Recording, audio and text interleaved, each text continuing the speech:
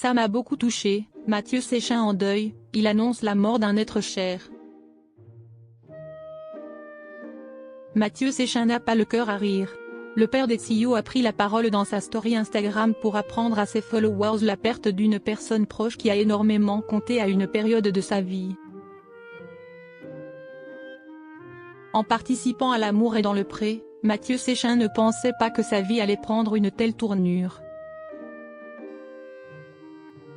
Malgré un divorce compliqué avec Alexandre, son prétendant de l'époque, l'ancien éleveur de taureaux a réalisé son rêve, celui de devenir papa. Grâce à une GPA, une procédure qu'il avait commencée avec son ex-mari, le jeune homme originaire du sud de la France, endosse aujourd'hui le plus beau rôle de son existence. Toute ma vie, je me suis dit que je serais papa avec quelqu'un. Au début, j'ai essayé avec une associée avec qui j'avais des salons de coiffure et puis finalement ça ne s'est pas fait. Je me suis toujours imaginé papa à deux, a-t-il confié à Faustine Bollaert au micro de Héros, sur RTL. Et d'ajouter, donc là, je me suis dit, Mathieu, tu dois répondre à une question rapidement. Est-ce que tu es capable de le faire seul ? Je n'allais pas me retrouver un mari dans le mois. Le jeune homme a finalement pris la décision de faire son bébé seul grâce à une mère porteuse en Colombie. Financièrement, Mathieu Séchin a pu compter sur le soutien de sa maman.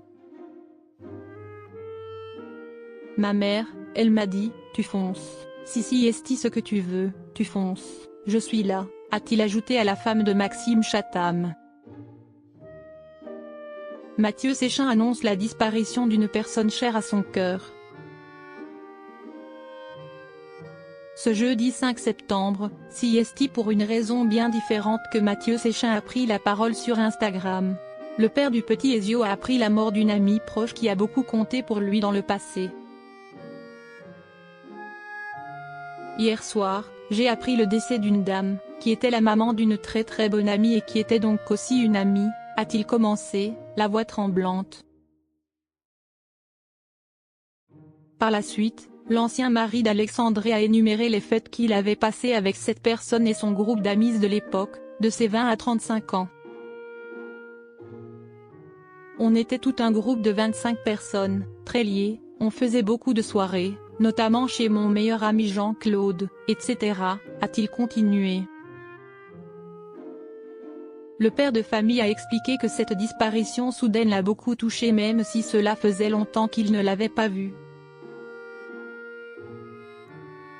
Et d'ajouter, ça m'a fait remonter beaucoup de choses, notamment le décès de mon meilleur ami et que la vie avance et qu'il y a des gens qu'on aime et que ces amis me manquent en fait. Le grand ami de Karine Le Marchand se rendra à l'enterrement en présence de tous ses amis de l'époque. L'occasion rêvée de tisser des liens enfouis ?